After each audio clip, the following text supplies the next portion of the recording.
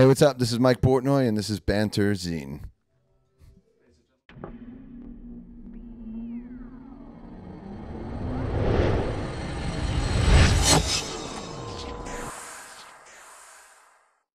Hello, everybody. Mike Portnoy here.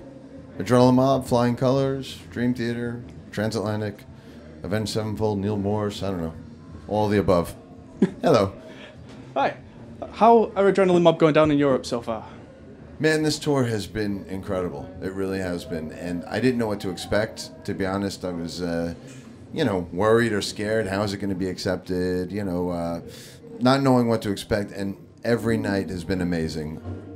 One extreme to the other. We've done a lot of big open-air festivals, which were huge and totally went over great. And then we've been doing a lot of these small club shows. And every night there's just a buzz and electricity in the air, and the fans just crowding together and sweating it out, and it's intimate, and I'm just loving it. It really, really reminds me of the very first Dream Theater tour I did over here, back in '93, almost 20 years ago. It's got that same kind of excitement in the air.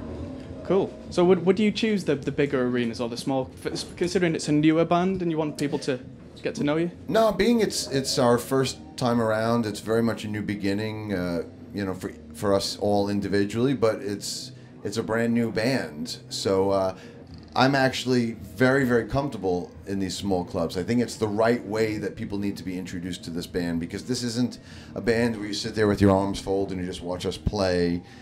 This is a band where it's all about the excitement and the energy and the interaction, and you could only get that in a small club. Cool. Let's move on. Okay, the album Omerta. What does the name mean? Omerta is it's an Italian phrase or expression, and it's what the mafia used to, I guess, when somebody takes a blood oath to enter, the family, and it just felt like a fitting title for, the band's name, Adrenaline Mob, first album, welcome to the family, in it for life kind of thing. It just felt like the right title for this band, for a first album. Cool. We say in it for life, you guys, this definitely isn't a side project then. Is this a now full-time thing for you? This is definitely a band where,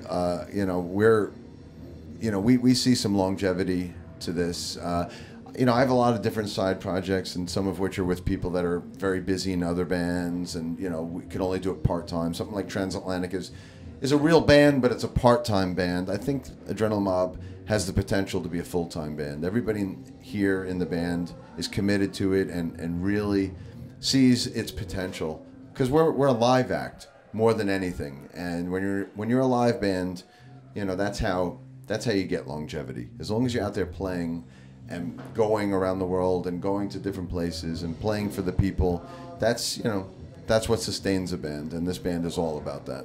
Cool.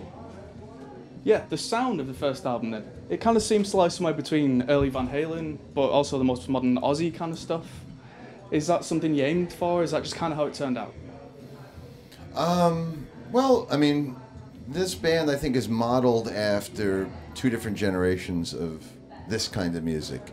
The first generation of this kind of music is bands like Black Sabbath, Van Halen, Judas Priest, Ozzy. I think that's a big part of our roots with this music. But then the other generation is mixing it with bands like Pantera, Black Label Society, or Stone Sour, Disturbed, Godsmack. So the sound of this band is kind of rooted in both of those generations. It's just, hard rock, heavy metal, riffs, just, the type of album you could put on in the background and just take it for what it is and enjoy it. You don't have to sit there and, be focused and dissect it. It's really just about good songs. Cool. Okay, can I ask you something a little more personal? A little more? Yeah.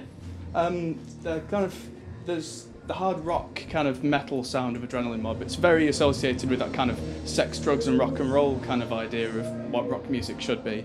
How do you see eye to eye with that, being the kind of guy who's been through something like 12 Steps, being teetotal, that kind of thing? I don't know. I mean, I spent 6 months with Avenged Sevenfold, so if I could survive that with 12 years of sobriety, I think I could survive anything. But this band is, it's all about the songs, really.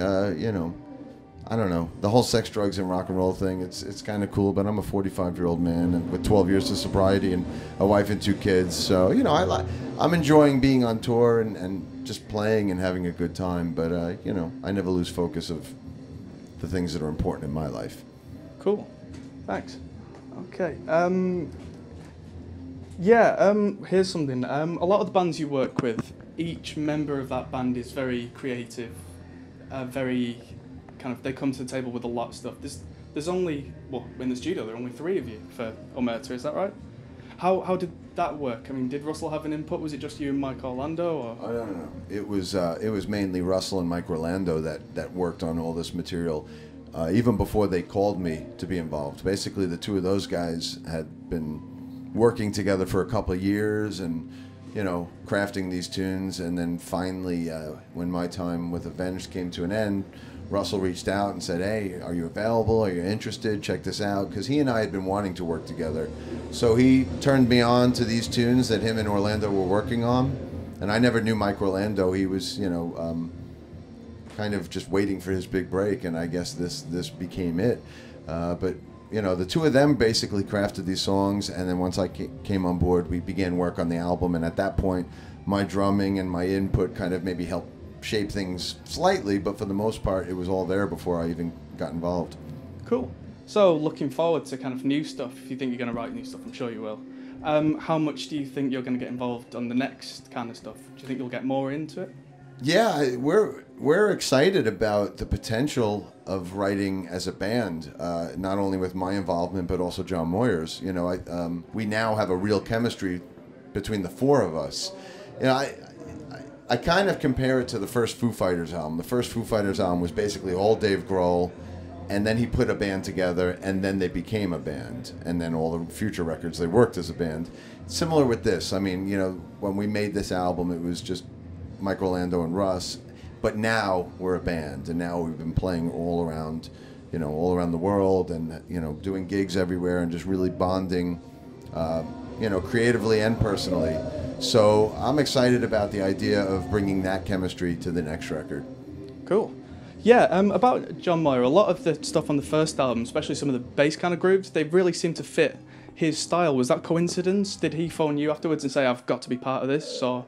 No, I knew John because when I was with Avenged, we toured with Disturbed, and John was always just a great guy and a cool dude, and I knew that Disturbed was on a hiatus, so we were looking for a bass player, and I knew stylistically he would fit in perfect. I knew personally he'd fit in perfect because he's a cool guy.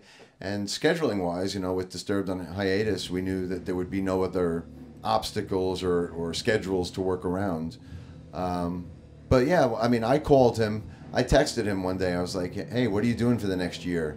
And he hit me back, and he was interested in getting involved even before he heard a single note, just because, he and I had gotten along, and he wanted to work with me. But as soon as he heard the music, he was pleasantly surprised to find out that it was very much in the vein of what he had been doing with Disturbed for so many years. So it really was a perfect fit. Cool. Thanks. Something that you mentioned before was that you're in so many side projects and you've got flying colours, that kind of thing as well. How do you find time for everything? I'm a workaholic, so I have no problem multitasking and working with different bands and different projects, and I just gotta keep track of my calendar, keep my eye on the schedule, and make it all fit. But even all those years in Dream Theater, I was still juggling a million things, so it's really nothing new for me. It's just my nature. Cool. And do you become the team captain for all these, calling everyone, going, "I've got this free, can you play?" Or do you just kind of play when everyone else can? My role in every band and project I'm a part of is different. It's a different role for everything. With Adrenaline Mob, it's something that existed beforehand, before I was involved, and once I got involved, they embraced and encouraged my input and quote-unquote leadership. So, with Adrenaline Mob, it's become very much a band thing where we all work together and certain people are delegated certain areas.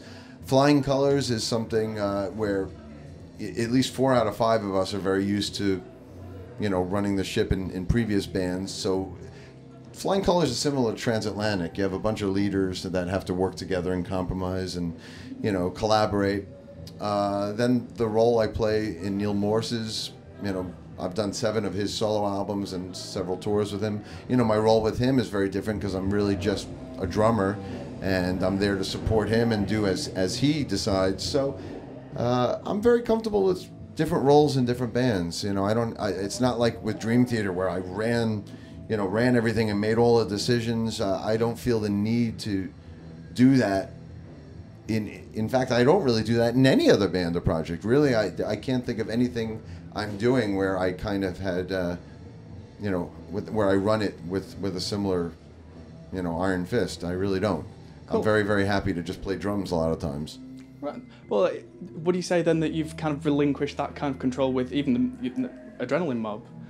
Yeah, I mean, I think with Dream Theater, it was very, very important for me to have that kind of control in the later years because it almost broke us up in the early years. In the early years, we kind of lived under this false democracy where we pretended everybody did everything equally, but the truth was there was 1 or 2 guys that made most of the decisions, and the rest of the time we just argued about everything.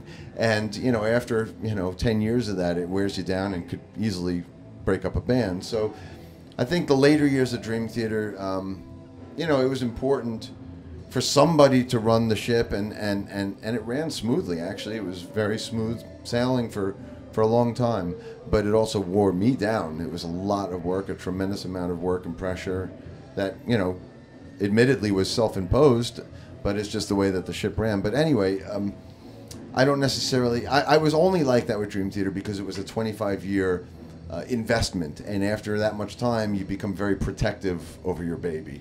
And, we had times where record companies or management or lawyers or whatever were putting their 2 cents into everything, and it's what almost broke up the band. So, kind of taking control was important. Before we do, just a kind of drumming question, because we've not actually asked the drummer a drumming question yet. Mm-hmm. I like that. Something different, eh? No, I rarely get asked drumming questions. I hate drumming questions, but I'll take them. Just a very general one. Considering that there's a lot less progressive stuff in Adrenaline Mob, have you found that it's kind of positively brought you further in your playing style over the last year or so? Has it helped you out? Well, I mean, every band I play with, I kind of have to approach differently stylistically. I always play for the song and what's required. In Adrenaline Mob, these songs require straight-ahead drumming for the most part. Very similar to what I did with Avenged. It's very groove and riff-oriented music. So there's no place for me to be, throwing in a million different odd time signatures and polyrhythms. When I play with Transatlantic or Dream Theater or some of Neil Morse's music, it's called for. So I'm very happy to do that there. With Flying Colors, it was calling for more straight-ahead pop or alternative drumming. So in every one of these cases, I have to adapt to the situation and the people that I'm playing with. Is it difficult? No. I mean, my musical taste it spans everything. So I enjoy different kinds of music, and when I'm playing different kinds of music, I kind of have to, be a bit of a chameleon in that sense. Cool. Okay.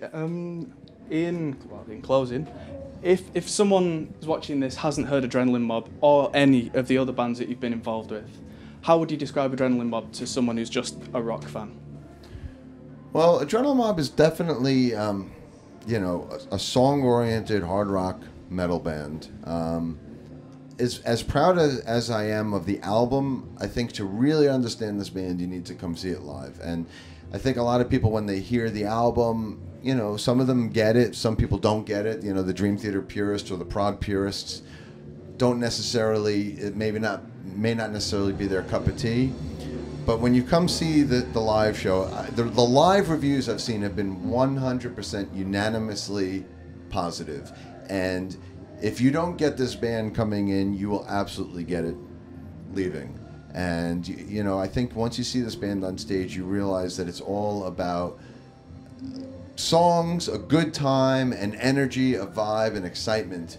And when I'm up there with this band, I feel like it's the strongest band in the world. Russell Allen is one of the greatest singers in the world. Mike Orlando is an unbelievable talent, a shredder as a soloist, but also an amazing riffmeister like Dimebag or Zakk Wylde. And then John Moyer is like the most badass, coolest bass player on the in the world. So it's a chemistry up there that maybe if you don't get it by listening to the CD, come to the show and you'll get it. Absolutely, hands down, no questions.